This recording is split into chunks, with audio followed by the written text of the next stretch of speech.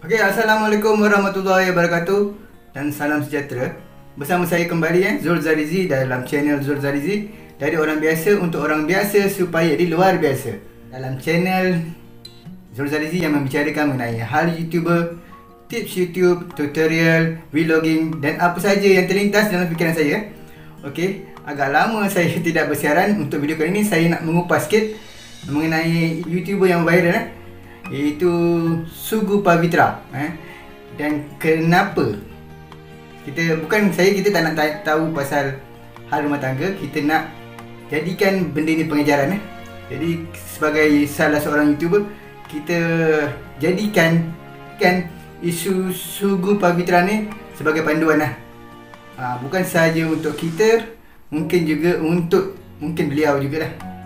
Okey, isu Sugu Pavitra ni makin menjadi hangat lah. Mungkin saya agak terlambat sedikit untuk berkongsi pendapat.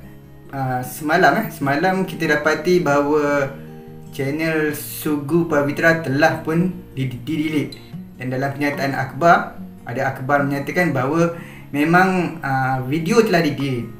Pada mulanya saya pun ingatkan private saja, tapi dimaklumkan bahawa kesemuanya 90 lebih video telah di-delete oleh Sugu. Tak tahu lah sama ada Sugu atau Pavitra, tapi dalam pernyataan tu kata Sugu. Mereka mungkin nak memulakan kehidupan baru ataupun nak lari daripada populariti yang datang tiba-tiba ni. Tapi ada juga satu kenyataan pula, kata dia orang nak keluarkan balik video pada petang tadi, tapi setakat ini sampai pukul 11 masih belum ada lagi lah video-video baru. Tapi apa pun kita tengok sajalah, kita doakanlah supaya mereka tidaklah putus asa dalam bidang ini. Sebab agak rugi, sebab mereka telah mempunyai pengikut yang cukup ramai. Saya memang agak terkejut lah, sebab memang sebelum ini dalam video saya yang lama mengenai Sugu Pavitra, saya ada buat satu video mengenai kes YouTuber viral iaitu Sugu Pavitra, dan saya ada juga menyatakan pendapat saya lah. Dan pandangan saya tu, saya mengatakan saya nak tengok bagaimana YouTuber viral ni boleh konsisten untuk tempoh berjangka yang lama lah. Saya agak terkejut lah. Saya tak jangkakan terlalu pantas macam ni lah. Saya rasa mungkin lah kalau dia tak ada konsistensi, mungkin 3-4 tahun tak boleh nak survive. Tapi mengejutkan, dalam masa tak sampai 6 bulan mereka mengambil keputusan yang agak drastik lah. Tetapi mungkin lah sebab isu-isu kontroversi yang melanda mereka terpaksa membuat satu keputusan yang berat lah.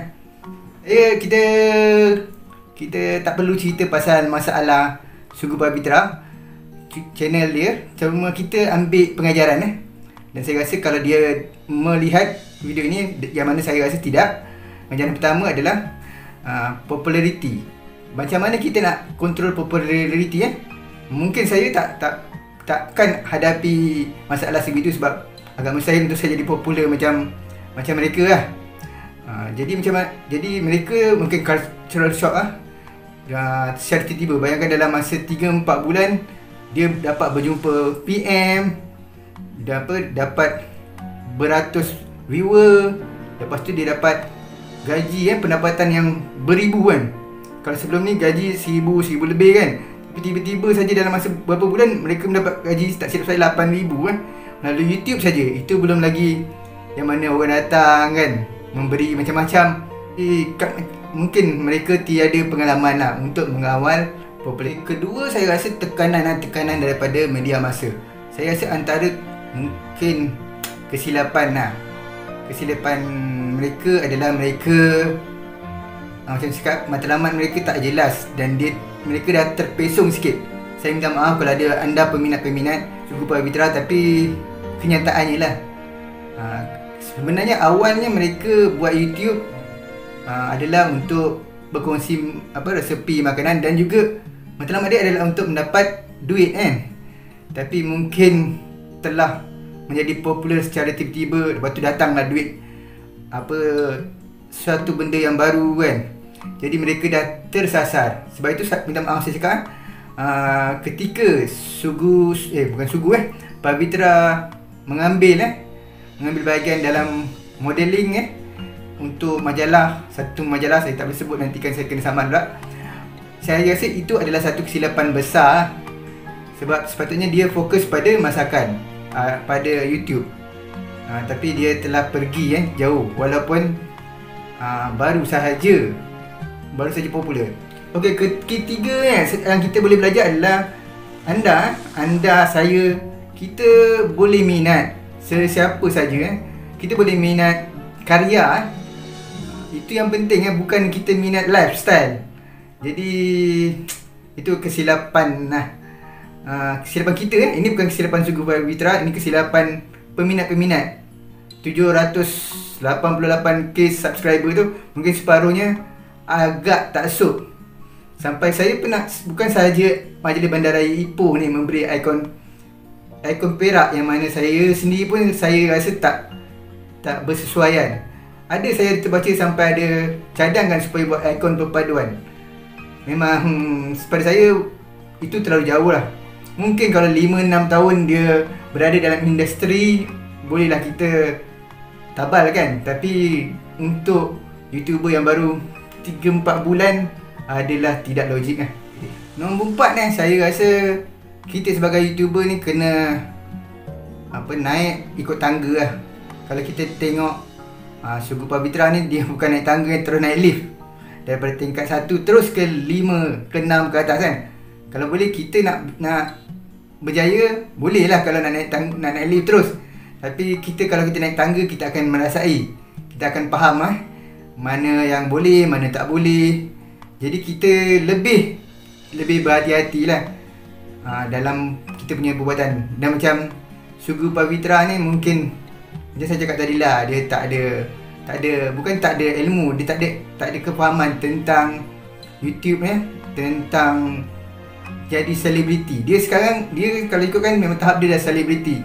Even Cik Nom pun tak ada sampai selebriti walaupun dia punya subscriber lagi banyak Okey, kesimpulan macam biasa, secara kesimpulannya apa yang berlaku pada Sugu Pavitra ni kita jadikan panduan lah. Tak semestinya kita berjaya dengan cepat, kita akan terus berjaya kita tak akan terus berada di atas langit. Dalam isu ni kita berjadikan panduan ada benda yang kita perlu lalu dengan jalan yang berliku-liku. Tapi saya tetap yakinlah yang pasangan Sugu Pavitra ni boleh bangkit.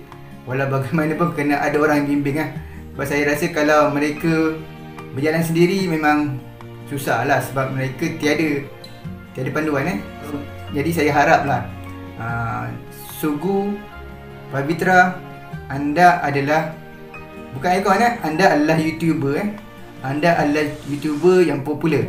Anda adalah YouTuber memasak mengikut cara orang-orang biasa.